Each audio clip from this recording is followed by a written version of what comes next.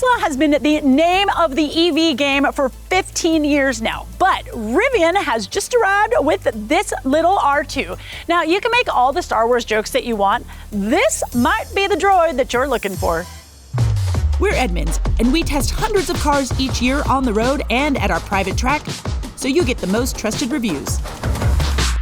If you want to know which car, truck, or SUV is the best, then stick with us. Say hello to my friend, the R2. Now, we're going to cover this thing from boot to bonnet today, don't you worry. But if you want to know the ratings and all the nitty-gritty details, we've got them over on the site. So I will drop a link in the description, or you can just hit the QR code. Now, the R2 starts at about $45,000, but that is for the standard trim, and that's not coming to us until 2027. I know. So this one is a fully loaded launch edition. It's about $60,000. So what do you get for your money? You guys, these little wheelie dapper things, these things are insane.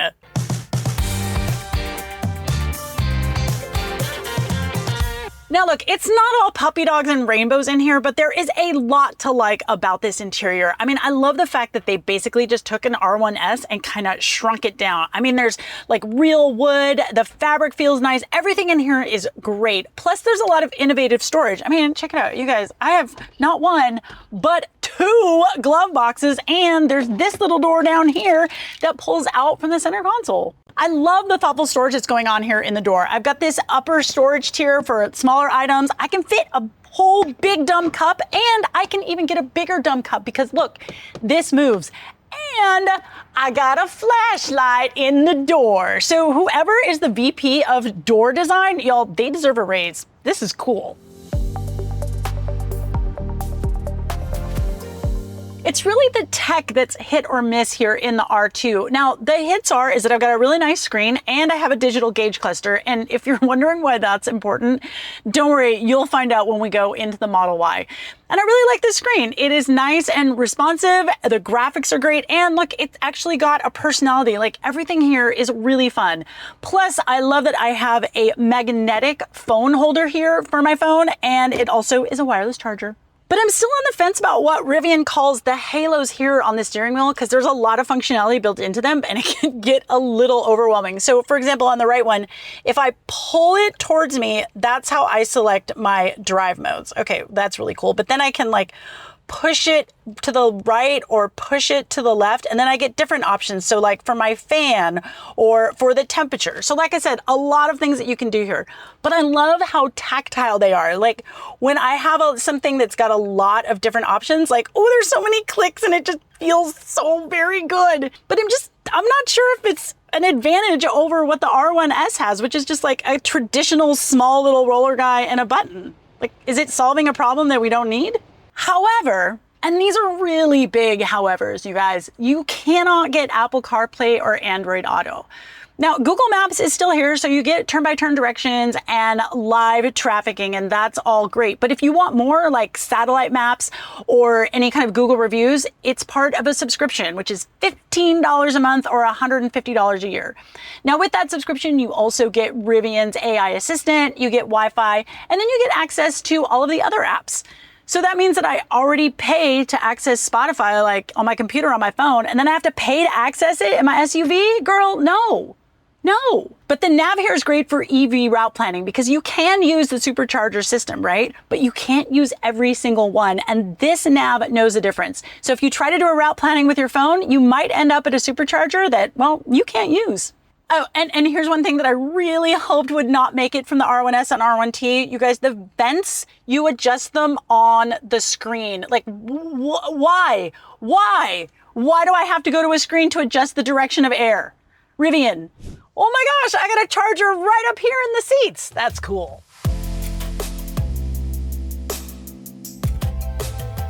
Normally when I test legroom, I sit behind myself, but I'm only 5'9". So this time I've got the seat moved all the way back, and you guys look at how much room I have back here. There is so much space. Plus I've got real adjustable vents. So I know Rivian knows how to make them. These rear seats are also heated. I've got this nice flat floor and these USB-C ports right here in the seat back. I love everything that's going on. The seats back here have a nice natural recline, and these rear doors open up pretty wide, so it should be pretty easy to get a car seat in here. However, the lower latches, they're kind of buried way back in there, so you're gonna have to search for them just a little bit.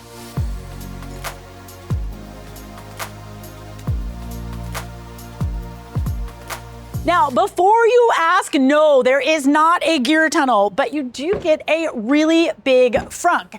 Now, this is not an electric door. It's actually working off of these hydraulic struts, okay? And once it's open, you've got about 5.2 cubic feet of space. It is really big. And you've got a nice spot right here for your windshield wiper fluid. And you guys, there's some mutant creature right here. I don't know what Rivian is getting at, but it's a little strange. Now, when you're closing it, you're gonna feel like you're really fighting those hydraulics a little bit, but just kind of click it into place, and then the latch is electric and it's all done. Now, these seats back here fold down 40, 20, 40, but it's not electric. You gotta reach in, push the button, and then push those seats back. But they fold down pretty flat, and because it's Rivian and they expect you to go camping, they say that someone that's 6'2" could sleep back here. I think you'd have to be diagonal, but you could do it. Also, you guys, you've got power back here. There is a 12-volt outlet and a 120-volt outlet. It goes to 1900 watts. You can power so many things with 1900 watts. And look at this. The rear window goes up and down. I love this because then it's so easy to access your gear in the back. All right, you guys, we are in the R2, and because this is the top trim, this means we've got a ton of power, over 650 ponies and over 600 pound-feet of torque. And one thing that we really love about having all of that power is, you guys, this thing does not run out of steam. On a lot of other EVs, like when you get up to a higher speed, it just kind of goes, bleh. But this thing just pulls and pulls and pulls. In fact, we did the quarter mile in over 120 miles per hour. Ah! Now, this thing is really good at soaking up bigger bumps that you come across on the pavement, but it's the smaller things that seem to upset it just a little bit. I mean, on this slightly broken pavement, a lot of vibration is coming into the cabin, and it's pretty loud. Like, there's a lot of wind noise in this thing. I mean, it's shaped like a box, right? So it's kind of hard to get around that. I also feel like the steering here is a little light and it's kind of vague. It's tough to feel like where I am on center or how much input I'm giving it is actually turning the wheels. Like right here in this turn, I don't feel as confident as I want to feel. Now, there are two other trims of the R2 that are available. Well, they will be available later on, but neither one of them can match the power of what we have here. So if you like to go fast, you're gonna have to spring for the top trim. Now, I'm a big fan of one pedal driving. That's where you lift your foot off of the accelerator and you get some motor braking that puts electrons back into the battery. I'm like, hey, it's like a video game and it's free electrons. But I have to say, the highest level of regen in this it's a lot. I had to drop it down one notch to the standard regen. It still brings a car to a complete stop when I lift off the throttle. It's just a little bit easier to control and not quite as herky-jerky. I do like that Rivian has included a little blind view monitor here in the gauge cluster. So when I signal to go to the right, I get a little video feed of what's happening in my blind spot on my right, and that's pretty awesome. There's also some semi-autonomous self-driving technology in here, and it's pretty good. It's just that Tesla's has just a little bit more functionality, but you can't go off-road in a Model Y. Now, you're not gonna go super off-road in this thing, but you do have a couple of different off-road modes, including a sand mode for driving in the soft sand and a rally mode if you wanna get all sideways. So, great interior here in the R2, and I gotta love that sweet, sweet electric torque. But let's see what the Model Y brings to the table. And of course, we have the very familiar Tesla Model Y. Now, we have this as part of our 1-year road test fleet, and we have ranked it as one of the best EVs that you can buy. Now, it starts at about 40 grand, but this is the launch edition that we bought in March of 2025, and that comes in at just over $60,000. Now, the Tesla Model Y is the best-selling EV in the country, but there are some things that the R2 does better. So let's find out. There is something missing in this car, and I can't put my finger on it. Like, I've got a big screen, okay, and I've got a good set of cup holders, but what is missing?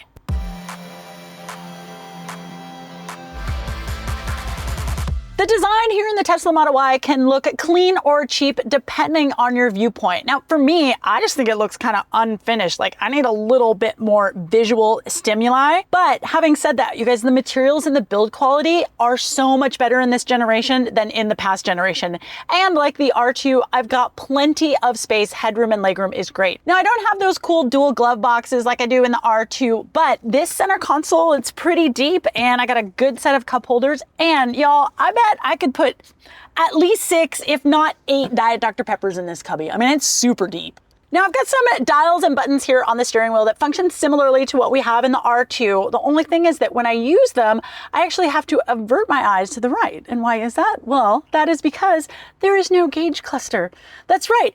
Everything happens here, including shifting gears and including like my speed. There's nothing in front of me. I don't even have a head-up display. Why? Tesla, why must you do this to me? And there's only one USB-C port. I mean, what is this? A Toyota Land Cruiser from 2016? Now, Tesla's center screen is really robust and it's pretty snappy, but you guys, it controls absolutely everything. I mean, all of your controls, your driving dynamics, when you charge, how you charge, all of the like autonomous features, it's all here on the screen, except Apple CarPlay and Android Auto. Now, like the R2, you can also get a subscription that gives you like satellite maps and the AI assistant, the pet cam. It is less expensive. It's $10 a month or $100 a year, but you still need a subscription to get all of the good stuff. And I mean, with all of this like streamlining, I'm really surprised that Elon has actually included a regular turn signal stalk.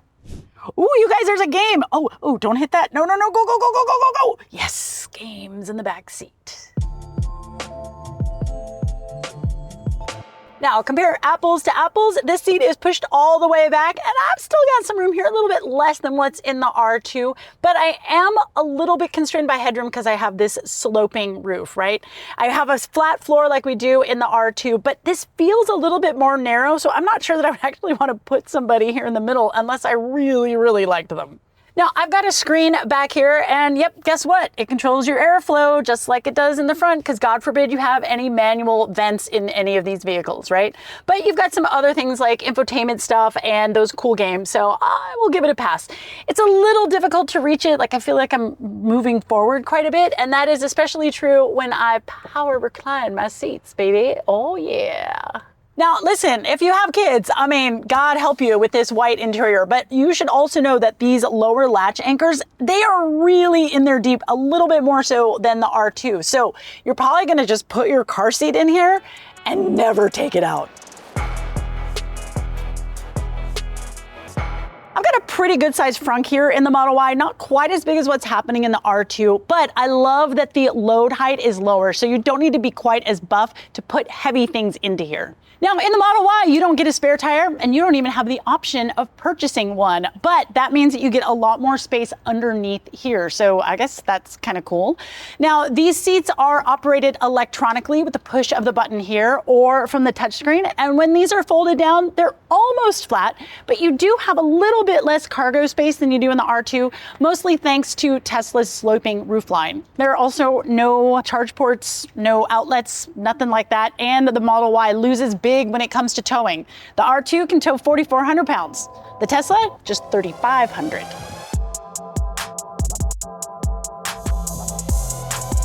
Now the ride quality and the handling here, like everything just feels really, really like tight and snugged up. I feel like I'm wearing this vehicle So it's not upset by all those little imperfections in the pavement like the R2 is. It's a little bit stiffer and it corners really, really flat. I do like the steering in here. It feels like it's a lot more precise, it's much tighter, and it's much heavier, to the point where, you guys, if you're driving this in a parking lot, you might actually think that you have a flat tire. That's how heavy this steering feels. The Model Y is a lot quieter than the R2. Part of that is because it's got like really great double paned glass. It's also a more aerodynamic shape. And you guys, the tires are not as aggressive as what's on the R2. Now, the trade-off there is you're probably not going to be doing a lot of off-roading in your Model Y. I mean, look, the R2 can ford a water crossing. This can ford a puddle, probably. You do get one pedal driving in the Model Y, yay! But while in the R2, those brakes really feel like it's mechanical, even though if you're not dipping into the mechanical brakes, here it really feels fake. But hey, I got to a stop and I didn't even put my foot on the brake. This car will also give me my blind spot here in a video feed on the center screen. I wish it was right in front of me, but I don't have a gauge cluster, so I can't do that. But Tesla's full self-driving supervised, and there's an emphasis on the supervised there because there's no such thing as a self-driving car. You have to pay attention. But essentially, Tesla makes the only vehicle that can drive you from point to point. You do have to pay attention though. So at the end of the day, there's two really good reasons to buy a Model Y. Number one, like, it's just fun to drive. And number two, the full self-driving supervised, you guys, it's the real deal. Now, for a car that is just full of cameras, it's pretty surprising that I don't have a 360-degree camera, but I do have this button here on the dash, and then you get 3 views on your screen, and if you want all 4, you have to swipe up. So I'm not a fan of some of the hoops that Tesla makes me jump through to actually get this car moving, but I gotta admit, it's a great driving experience. We put every EV through the Edmunds EV range test, where we drive on a mix of city and highway miles on real public roads to get the most accurate measure of a car's real-world range. So in our testing, the Rivian fell short of its EPA estimated 330-mile range.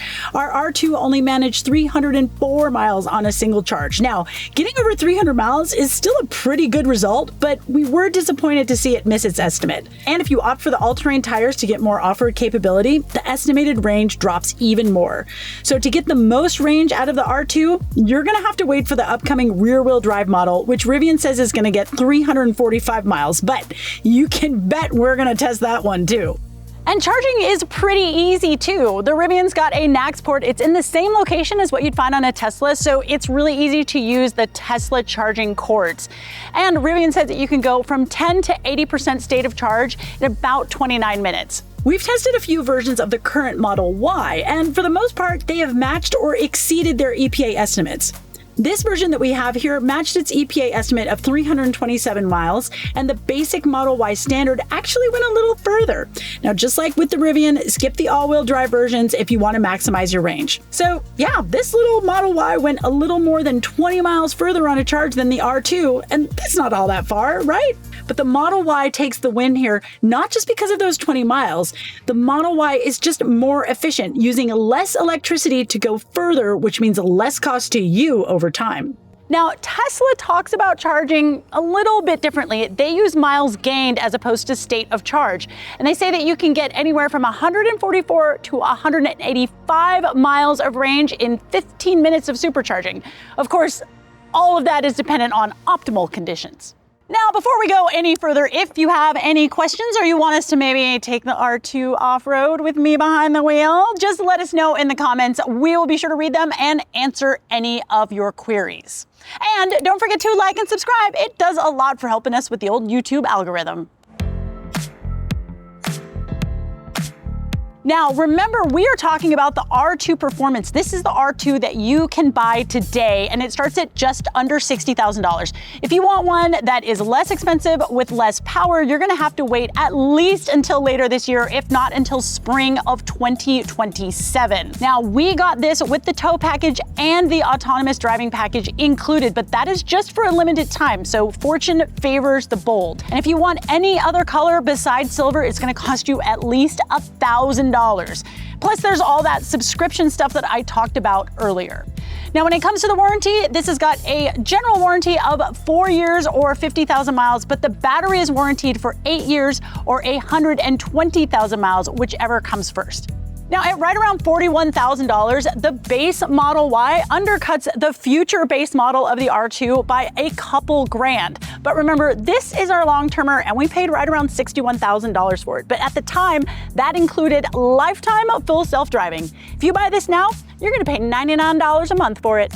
Sorry. But really, it's the performance and the premium all-wheel drive models of the Model Y that we should be looking at. So the performance, right around $60,000. The premium all-wheel drive is around $51,000. And you guys, you can buy that now. Now, when the base models of the R2 comes out, yeah, those things are gonna catch up. But for right now, this very instant summer of 2026, you guys, you can get a really nice Model Y for less money. You get the same basic warranty with the Model Y as you do in the R2, but the battery's a little bit different. Yes, it's for 8 years, but some versions you only get a 100,000 mile warranty, others you get a 120,000 mile warranty. So if you drive a lot, you really need to pay attention to that. Now, as you can see from our scores, there's not much of a gap here between these two cars. The Rivian's quality and character means it gets a top X Factor score because it's a car that, well, just feels special the moment you get into it. The Tesla's lead in range and efficiency is actually bigger than it looks because we weight that more heavily when we calculate the final score for EVs. So the Tesla comes in with an excellent score, and if you prioritize range and efficiency, or maybe you just want to take some of the stress out of commuting, the Model Y is the obvious choice here. And the Rivian? Well, look, we love this overall package. I mean, it is practical, it's premium, and it's rugged. And with its own excellent score, we have a tie! Yes, these two cars slot in together in second place overall in our EV SUV ratings. As they sit, they are two very strong options, and which you choose really depends on what you want out of your EV. But it's not quite that simple. See, when we had the R1T as part of our 1-year road test fleet, that truck continually got better because we got software updates. So we got more range, we got a better ride quality while we owned the vehicle. So if Rivian can keep up that kind of customer service and give us some of those updates, I mean, who knows what can happen with that vehicle? So in the future, you might see some shakeups in the ranking. So be sure to stay tuned because we will update them as they happen. But if I were to take home one today, I would pick the R2, okay? Because I love the way it looks both inside and out, and I like that I've got the ability to go off-road, if only a tiny little bit. Thanks so much for watching, you guys. We'll see you next time.